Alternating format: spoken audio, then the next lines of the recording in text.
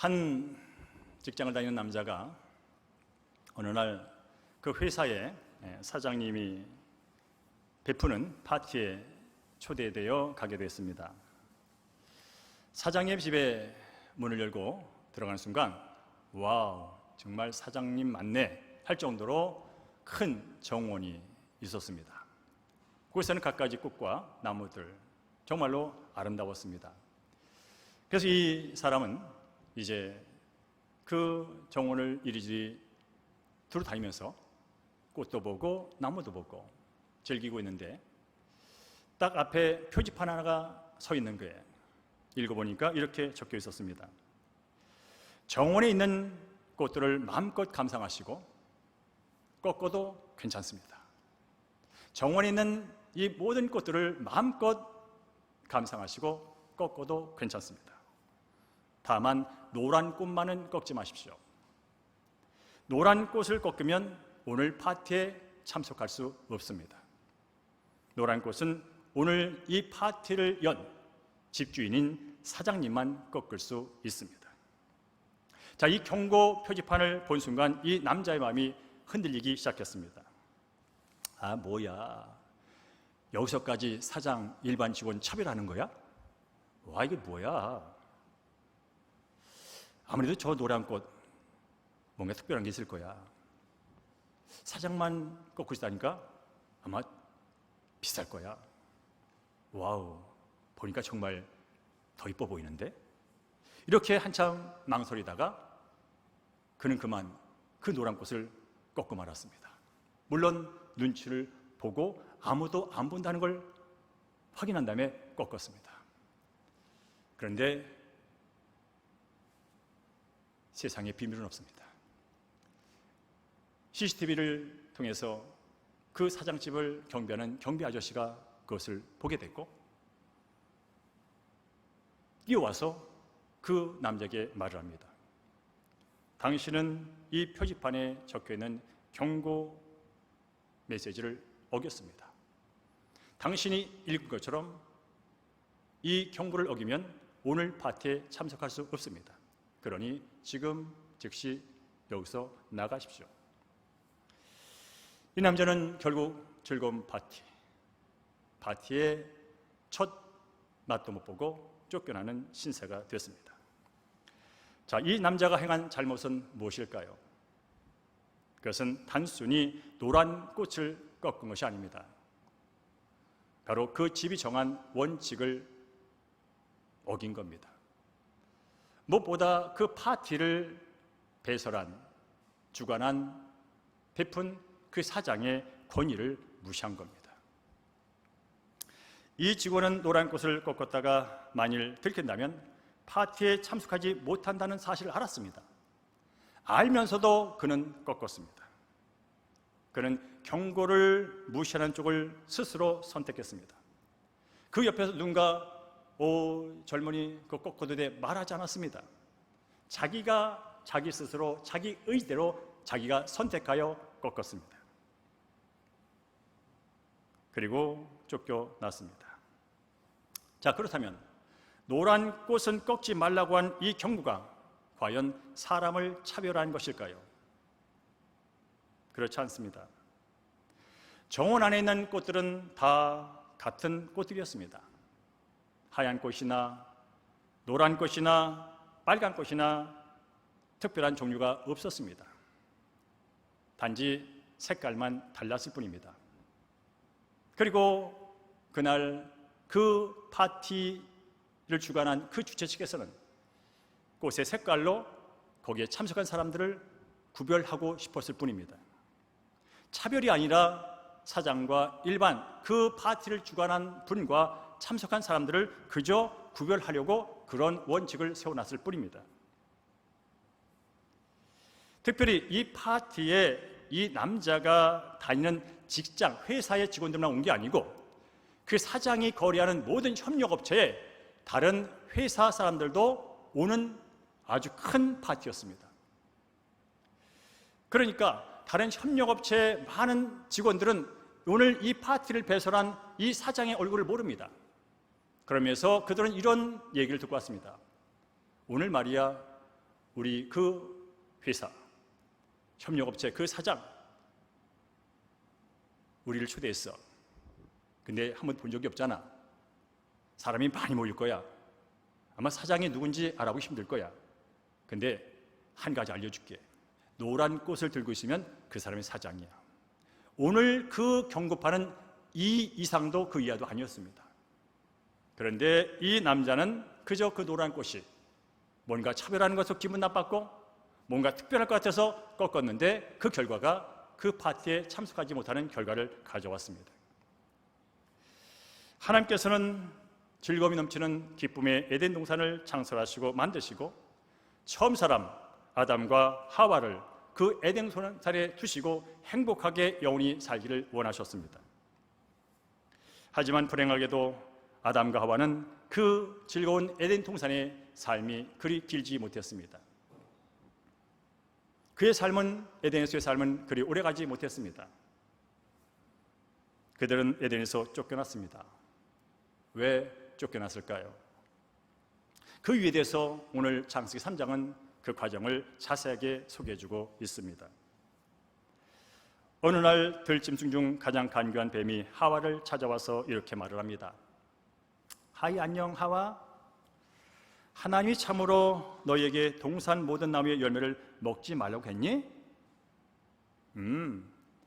동산에 있는 나무의 열매는 우리 다 먹을 수 있는데 동산 중앙에 있는 선악을 알게 하는 나무의 열매는 먹지 말고 만지도 말라고 그랬어. 먹으면 죽을까? 죽을 수도 있다. 뭐 그렇게 말씀하셨어. 너 진짜 그걸 진짜로 믿냐? 하나님이 먹지 말라고 한 그 선악을 알게 하는 나무 열매 따먹어도 괜찮아. 결코 죽지 않는다고. 너 왜 하나님이 그 선악을 알게 하는 나무 따먹지 말라고 했는지 알아? 모르겠는데? 왜? 이 바보야. 네가 그 나무 열매를 따먹으면 너도 하나님같이 될 수 있어. 이 바보야. 너도 눈이 밝아져서 선악이 뭔지 알게 될 것이고 선악을 판단하며 사는 재판관 같은 그런 높은 자리에서 살 수가 있어. 와우. 그 얘기를 들은 이 하와가 그럴듯하게 여겨졌습니다. 그러면 그렇지, 뭔가 이유가 있을 거야 하면서 그 나무를 보니까 뭐라고요? 먹음직스러워 보였고 보암직스러워 보였고 탐스러워 보였습니다. 그 순간 그의 손은 이미 선악을 알게 하는 나무 열매에 가 있었고 그는 그것을 움켜쥐고 따 먹게 됐습니다. 그리고 자기 남편 아담에게도 주어서 먹게 했다고 성경은 말씀하고 있습니다. 아담과 하와가 선악을 알게 하는 나무의 열매를 따먹은 것은 한마디로 하나님의 명령을 어긴 겁니다. 하나님과의 약속을 깨뜨려 버린 겁니다. 에덴 동산의 진짜 주인은 하나님이며 아담은 하나님으로부터 위임받은 그저 청지기의 신분. 그러니 그 경계선을 유지하면서 하나님께서 부여하신 놀라운 풍성한 복을 누리고 함께 맡기신 그 사명을, 책임을 잘 감당하러 가는 그 경계를 넘어버린 겁니다. 다시 한번 우리 창세기 2장 16절 17절 말씀을 읽어보겠습니다. 시작. 동산 각종 나무의 열매는 네가 임의로 먹되 선악을 알게 하는 나무의 열매는 먹지 말라. 네가 먹는 날에는 반드시 죽으리라. 이것은 하나님께서 친히 아담에게 주신 말씀이요 명령이요 약속입니다. 먹지 마라. 다른 거는 임의로 네 마음대로 배 부르게 먹어도 돼. 그러나 선악을 알게 하는 나무의 열매는 먹지 마라. 먹는 날에는 반드시 죽는다. 반드시 죽는다. 하나님께서 선악을 알게 하는 나무의 열매를 먹지 말라고 한 이유는 하나님이 인색해서가 아닙니다. 특별히 맛있어서 그런 것도 아닙니다. 그리고 하나님과 인간을 차별하기 위해서 그런 것도 아닙니다. 하나님과 인간의 위치를 정해준 것뿐입니다. 나는 창조주다. 나는 이 땅을 만든 주인이다. 왕이다. 내 위치는 이거야. 너는 나의 형상을 따라 지음받을지라도, 내가 세상에 그 무엇보다 너를 사랑할지라도, 너는 나로 말미암아 지음받은 피조물, 그리고 나가서 내가 만든 모든 이 피조물을 다스리라고 위임받은 대리 통치자, 청지기, 그게 네 자리다. 그것을 구분하는 것뿐이야 라고 알려줬건만, 아담과 하와는 반드시 죽지 않는다는 말을, 결코 죽지 않을 거라는 그 말에 속아서, 너가 피조물 대리 통치자지만 아니야, 너도 하나님같이 될 거라 라고 하는 그 말에 속아서 결국은 열매를 따먹게 되고 하나님의 명령을 어기게 됐습니다. 이때 이후로 세상 만사, 인간의 고통과 죽음의 문제가 시작됐습니다. 이게 성경이 알려주는 고난과 죽음의 시작의 이야기입니다. 창조주시며 왕이신 하나님과 피조물이며 청직인 사람의 위치가 동등해진다든지 뒤바뀔 때, 이건 바로 질서가 무너지는 겁니다. 질서가 무너진 곳에는 반드시 아픔이 있고, 질서가 무너진 곳에는 그 아픔 속에 상처가 있고, 거기서는 반드시 고통이 따라오게 되어 있습니다. 가정에서도 이 부모와 자녀의 질서가 무너지면 고통이 따릅니다. 직장에서도 정해진 그 권위가 무너지면 고통이 따릅니다. 하물며 하나님과 피조물과의 관계가, 위치가 뒤바뀐다든지 같아진다면 그것은 문제입니다. 인간의 고통과 불행은, 죽음은 바로 하나님이 주신 자유 선택 의지를 잘못 사용한 데서부터 시작됐습니다. 자, 그렇다면 아담과 하와가 선악을 알게 하는 나무의 열매를 먹은 것, 왜 그것이 그렇게도 큰 문제가 될까요? 그저 열매 하나 따먹었는데 뭐 그럴 수 있지. 그러나 성경은 이 문제를 아주 심각하게 다루고 있습니다. 그 이유는 하나님을 거부한 것이기 때문에 그렇습니다. 하나님을 더 이상 믿지 않기로 선택했기 때문에 그렇습니다. 그것은 바로 하나님과의 약속을 어겼다는 것을 넘어서 하나님의 공의와 통치를 거부한 겁니다. 더 이상 하나님을 나의 왕으로, 더 이상 하나님을 나의 주인으로 인정하지 않고 이제 내가 주인 되겠다고 그 왕의 자리를 찬탈한 반역입니다. 그래서 심각한 겁니다. 여러분, 한 나라의 국가도 마찬가지입니다. 누군가 왕이 되고 누군가 대통령이 됐을 때 어떤 반대 세력이 쿠데타를 일으킨다. 특별히 옛날 왕조 시대는 이런 일이 있을 때 발각되었다면 삼족을 몰합니다. 그 나라에서 가장 엄한 벌이 그 왕의 자리를 찬탈하려고 시도한 그 모든 시도들, 거기는 인정사정 없습니다.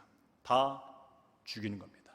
당사자뿐이라 사돈의 팔춘 삼족을 다 멸해버립니다.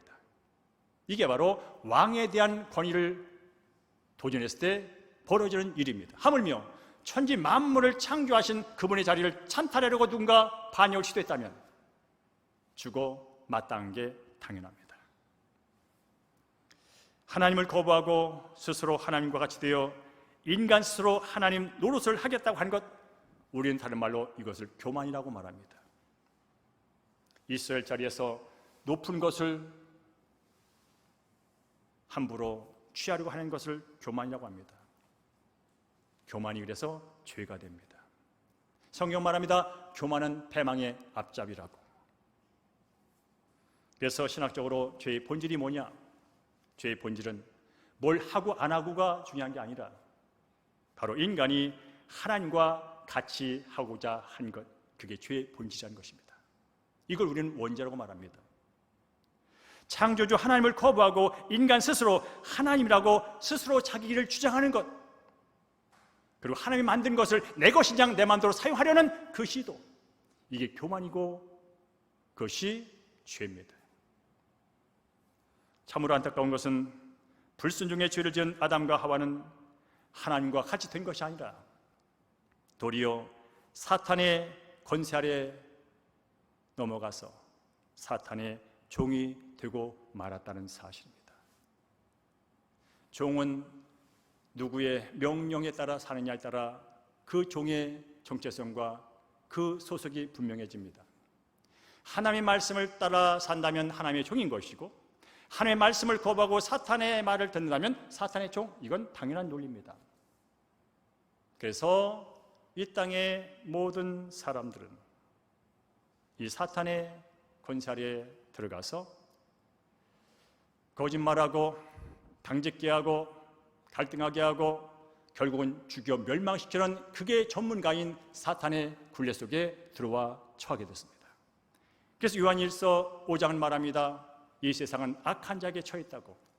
이 세상에 왜 이렇게 힘들까요? 왜 이렇게 아플까요? 왜 질병이 있을까요? 왜 서로 못 잡아먹어 안달났을까요? 사탄 아래 있기 때문에 그런 거예요. 아울러 죄로 인한 타락은 하나님과의 관계 단절은 물론이고 그에 따른 많은 문제를 낳았습니다. 하나님에 대한 불순종의 죄가 과연 어떤 결과를 낳았을까요? 오늘 창세기 3장은 몇 가지로 요약해 줍니다. 따라할까요? 삶의 고통과 육신의 죽음을 가져왔습니다. 우리 함께 창세기 3장 17절 18절 말씀을 읽도록 하겠습니다. 시작. 네가 네 아내의 말을 듣고 내가 네게 먹지 말라 한 나무의 열매를 먹었은즉 땅은 너로 말미암아 저주를 받고 너는 네 평생에 수고하여야 그 소산을 먹을지니라. 땅이 네게 가시눈물과 엉겅퀴를 낼 것이다. 네가 흙으로 돌아갈 때까지 얼굴에 땀을 흘려야 먹을 것을 먹으려니 라고 말씀합니다. 기쁨과 즐거움과 평화가 넘쳤던 에덴 땅에 저주라는 단어가 등장을 합니다. 하나님께서 맡기신 그 아름다운 것들을 기쁜 마음으로 경작하며 누리는 그 수고의 삶에서 유한한 자 놓고 내가 더 하겠다고 싸우고 갈등하는 그 고통의 수고로 변해버렸습니다. 이 세상은 덤불과 엉겅퀴를 내는 그런 상태로 황폐해지기 시작했습니다. 그리고 네가 흙으로 돌아갈 때까지 결국은 죽게 됐습니다. 인간이 하나님을 거부하고 스스로 하나님 노릇하겠다고 선언한 순간 하나님의 무한한 차원과 무한한 사랑과 무한한 은혜에서 벗어나 이제 에덴 동쪽으로 쫓겨난 그 상황, 하나님이 일반적으로 베푸는 그 유한한 자원과 유한한 시간에 갇혀서 사는 존재로 전락하고 말았습니다. 특별히 여러분, 여기 있는 저나 여러분들 한 가지 분명한 것은 반드시 죽는다는 것입니다. 100년 후에 이 자리에 있을 분은 없습니다. 그것은 뭐냐면 우리는 제한된 시간 속에 태어났다가 제한된 시간 속에 살다가 제한된 시간 속으로 죽는다는 것입니다. 그래서 이 시간 속에 우리가 경험하는 것은 뭡니까? 생로병사. 제한된 시간 속에 태어나고 성장하지만 20대, 30대 평생 왕성할 것 같은 체력들이 40대가 되면 쇠하기 시작합니다. 늙기 시작합니다. 화장을 하고 성형수를 해도 늙을 것을 막을 수가 없습니다. 늙는 것으로 끝나면 좋겠건만 병이 듭니다. 안 아픈 곳이 없습니다. 그러다가 때가 되면 흙으로 돌아갑니다. 이것이 시간 안에 갇혀있는 사람들의 일생입니다. 그런가 하면 사탄의 죄의 권세에 놓인 사람들은 많은 결핍을 갖고 삽니다. 첫째는 지식이 부족합니다. 지혜가 부족합니다. 사람들이 왜 두려워하며 왜 불안해하고 염려하는지 아십니까? 이유는 한 가지입니다. 없어서 그렇습니다. 만난 문제보다 해결할 능력이 부족합니다. 내가 처한 상황보다 이걸 어떻게 해결할 지혜가 부족합니다. 그러니 두렵습니다. 그러니 밤새 근심하며 끙끙대며 삽니다.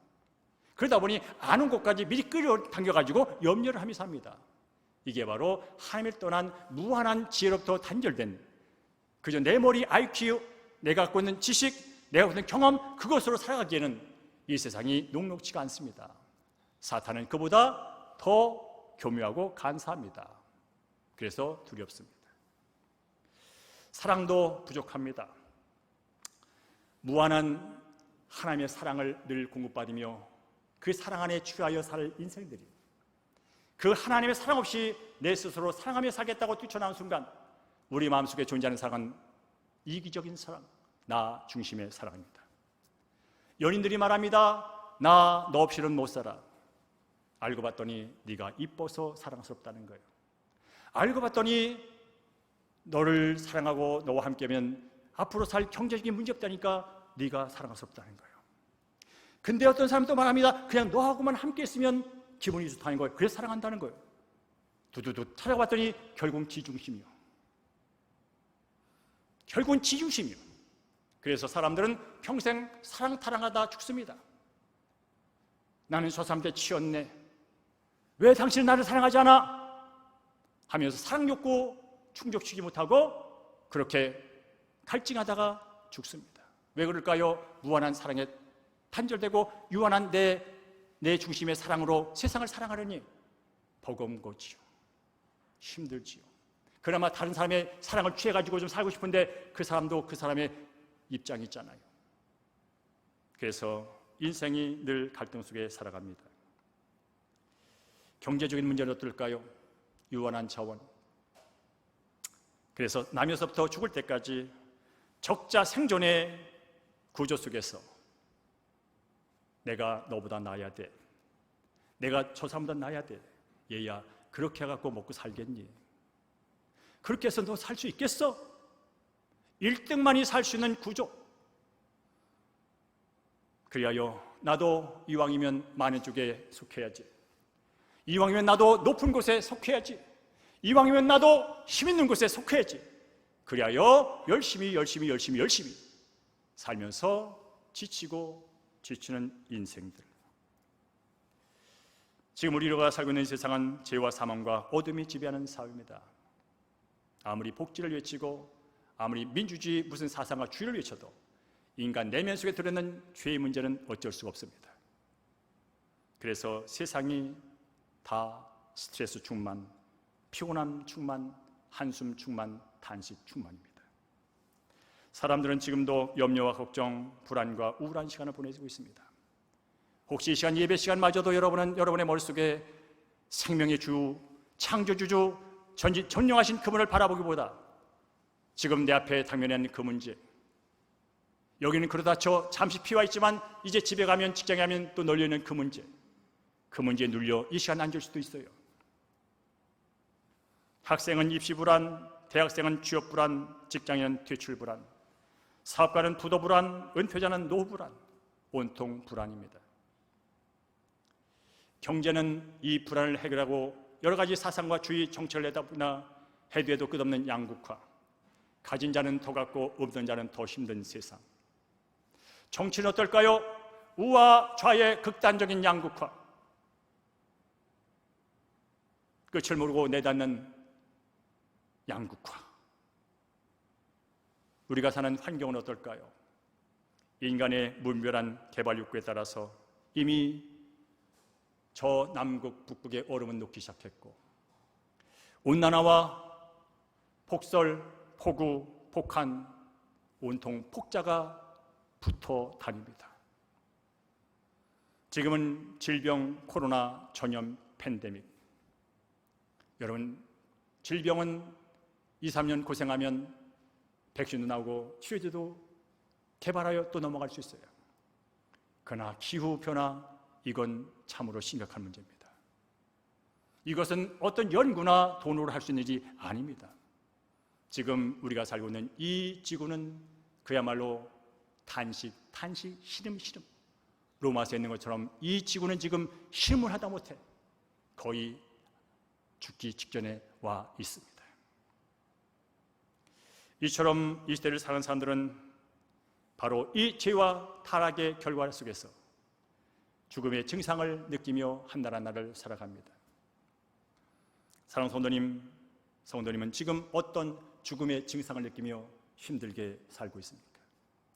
왜 나만 이 고난이냐고 속으로 하나님께 외치며 지금 살고 있지는 않습니까?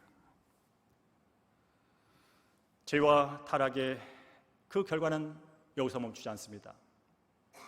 영적 관계적인 죽음을 가져왔습니다. 우리 함께 창세기 3장 8절과 10절을 함께 읽습니다. 시작. 여호와 하나님의 소리를 듣고 아담과 그의 아내가 하나님의 낯을 피하여 동산나무 사이에 숨은지라. 여호와 하나님이 아담을 부르시며 그에게 이르시되 네가 어디 있느냐? 이르되 내가 동산에서 하나님의 소리를 듣고 내가 벗었으므로 두려워하여 숨었나이다. 여러분 아십니까?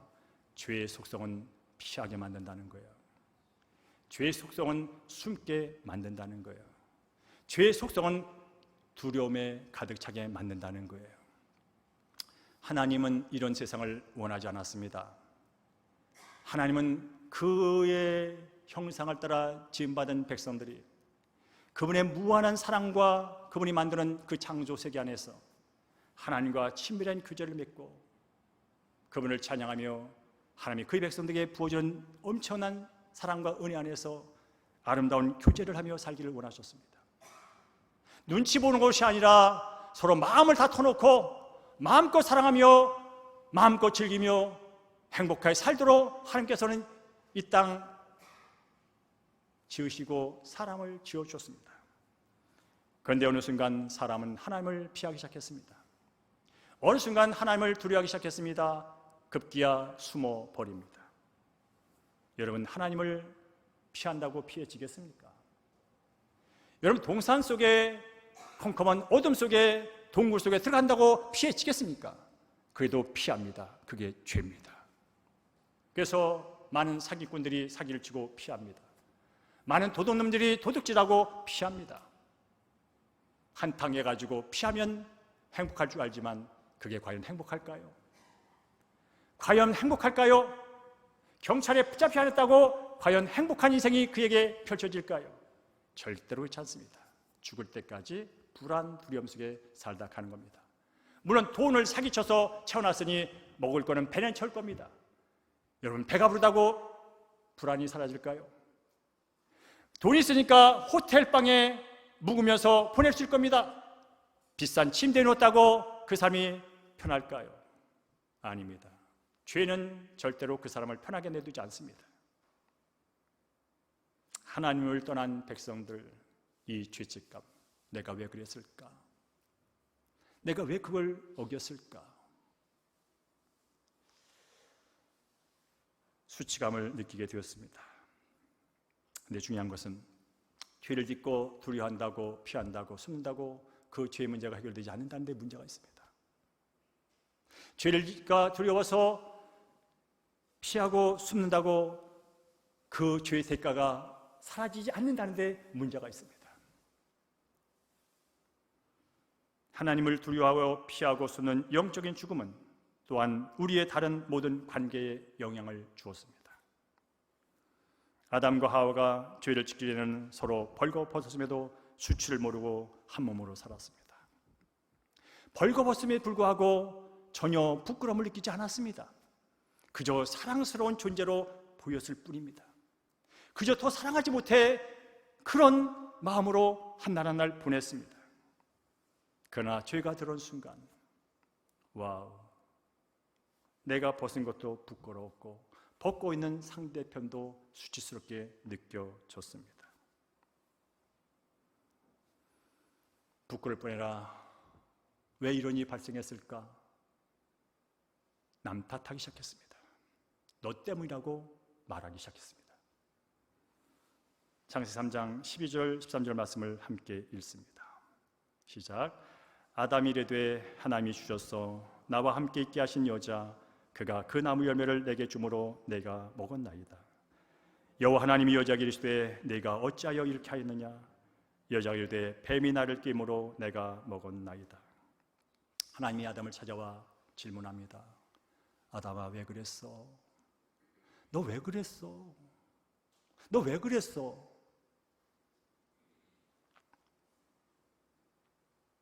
하와가 줘서 먹었어요. 제 탓이에요. 하와야, 너는 왜 그랬니? 하와야, 너 왜 그랬어? 뱀이 나를 꿰어서 그랬어요. 이렇게 아담은 하와를 탓하고 하와는 뱀을 탓하고 급기 아담은 하나님을 탓합니다. 하나님이 내게 주신 여자 때문이야. 하나님이 저 여자 내게 주지 않았다면 이런 일 없었어. 와우, 논리적이잖아요. 합리적이잖아요. 이성적이잖아요. 여러분, 여기 넘어가면 큰일 납니다. 지금도 세상의 사탄 마귀는 이 논리를 가지고 사람들의 마음과 영을 흐려놓습니다. 합리적인 의심, 멋있는 글자들이 많습니다. 멋지잖아요. 당신이 저 여자 내게 주지 않았으면 이런 일이 일어나지 않았어요. 뭐요? 당신 책임이요? 하나님 책임이요? 까지 가는 존재, 그런 상황까지 벌어지게 됐어요. 그렇습니다. 죄는 나를 변명하게 만들고 죄는 남 탓을 하게 만드는 속성을 갖고 있습니다. 아담과 하와는 서로에게 책임을 떠넘겨서 그 죄값은 내가 받을 게 아니라 저 사람이 받아야 된다고 말을 했습니다. 아담의 후손인 우리들도 어떤 일을 만나고 어떤 일을 당하면 먼저 나로부터 책임을, 원인을 찾기보다 먼저 분노하고 다른 편에서 문제를, 원인을, 책임을 찾기 시작합니다. 그런 일에 익숙해져 있습니다. 이유는 한 가지입니다. 아담의 후손이기 때문에 그렇습니다. 너무 착착하지 마십시오. 저도 그런 인간입니다. 어떤 사람은 자신이 저질러오는 이 죄를, 이 문제를 어떻게 해결할까?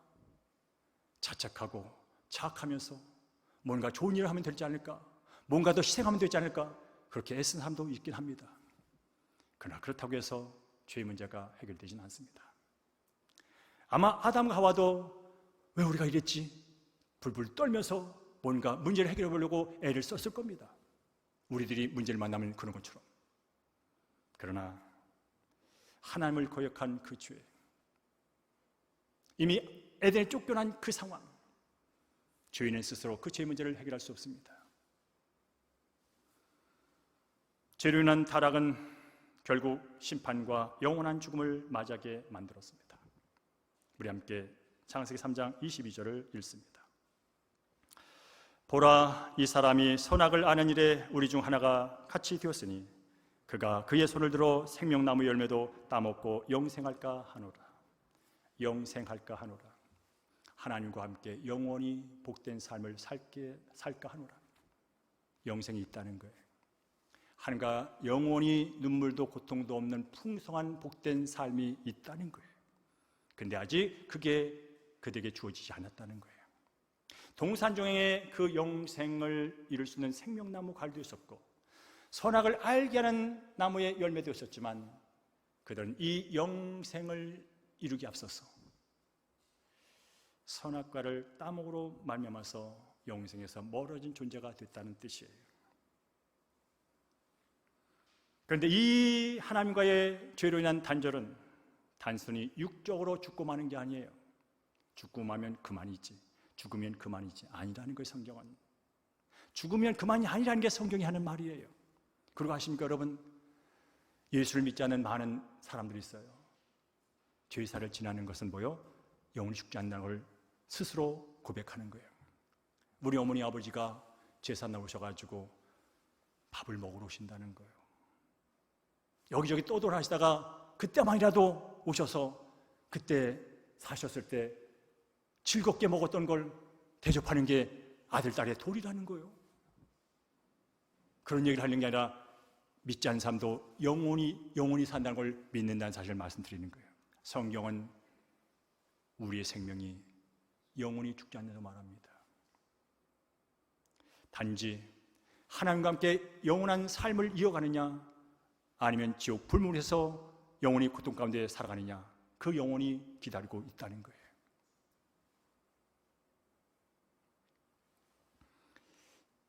그렇습니다. 우리의 첫 조상 처음 사람 아담은 자기 자리를 지키지 못하고 경계선을 넘음으로 에덴에서 쫓겨났고 육신의 질병과 수고와 고통과 남탓과 경쟁과 그런 삶을 살다 갔습니다. 그리고 수천이 지난 오늘 지금 이 자리에 저 여러분도 그 삶을 여전히 살고 있습니다. 우리는 내 인생 내 팔자 왜 이거야 라고 한탄하며 사는 것도 중요하지만 그 근본인 원인이 무엇인지를 아는 게 중요합니다. 그 근본 원인을 알고 해결하지 않는 한 우리는 죽을 때까지 네 탓 내 탓, 내 팔자 네 팔자 하며 살다 죽을 겁니다. 돈이 많든 권력을 가졌든 별반 차이는 없습니다.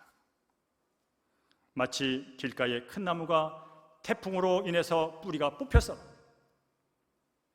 이제 그 나무 안에 있는 수분이 다 말랄 때까지만 산 것처럼 살지라도 그 뿌리 뽑힌 나무는 죽은 나무입니다. 단지 그 수분 안에 남아있는 그것으로 버티다가 말라 사라질 겁니다. 하나님을 떠난 인간의 존재가 이겁니다.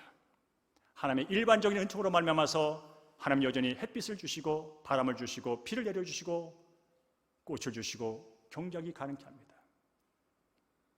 그러나 어느 날 이 모든 것이 끝나고 새로운 세상이 열린다고 성경은 말합니다. 이 새로운 세상을 가기에 앞서서 우리가 해결할 게 있다면 바로 이 죄 문제, 타락의 문제를 해결해야 한다는 것입니다. 다시 쉽게 말해서 하나님과의 관계를 다시 회복하지 않은 채 죽는다면 영원한 삶을 살게 되는데 우리가 원치 않는 영원한 불모 속에서 죽을 수도 없는 고통의 자리에서 영원히 산다는 것입니다. 이것이 바로 영원한 죽음입니다. 한 번 죽는 것은 사람에게 정해진 것이요 그 후에는 심판이 있다고 성경은 분명히 말씀합니다. 그렇습니다. 죄와 죽음과 사탄의 권세에서 벗어나지 못한다면 우리 모두는 지옥행입니다. 참으로 끔찍한 일이 아닐 수 없습니다. 저는 이것은 제가 지어낸 얘기가 아닙니다. 성령이 감동으로 된 성경의 말씀의 한 부분을 소개했을 뿐입니다. 그러면서 저는 여러분에게 강요할 수가 없습니다. 여러분의 선택의 자유의지를 제가 이랬다 저랬다 위협적으로 말할 필요는 없습니다. 그런다고 들을 일도 아니기 때문에 그렇습니다.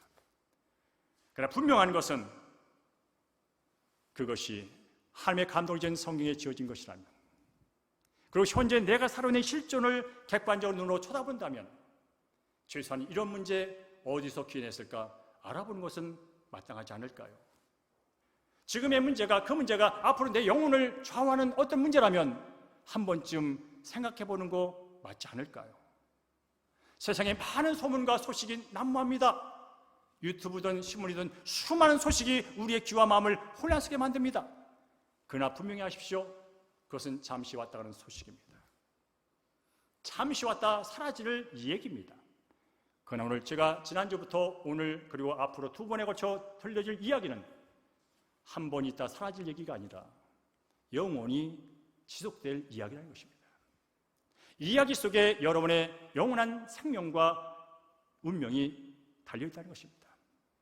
그런 면에서 여러분 오늘도 이 예배가 끝나가면 또 핸드폰 붙들고 또 볼 거예요. 15초짜리에 웃고 울고 또 나와 상관없는 정말 상관없는 그 인생들을 바라보면서 웃고 울고 할 거예요. 그러나 그 사람들이 여러분의 인생을 얼마나 어떻게 영혼을 책임져 주실까요? 중요한 것은 우리는 제한된 시간 속에 살다 간다는 것입니다. 그러나 한번 흘러 들어갔을 때 그 남은 시간은 영원하다는 것입니다. 그러면서 여러분 이 시간 영혼을 준비하셔야 됩니다. 자, 말씀을 마무리합니다. 자, 오늘 들은 얘기에 따르면 그런 엄청난 결과가 있다면 인류는 죄와 사망의 권세에 살다가 결국 그렇게 끝나고 말 것인가? 모든 죽음의 권세로부터 벗어나 해방되는 구원은 우리에게 일어나지 않는 것인가? 그런 건 없는 것인가? 아니 하나님이 처음 창조하신 에덴의 그 아름다운 모습으로 다시 복귀할 수는 없는 것인가? 아니 그보다 더 나은 세상은 없을까?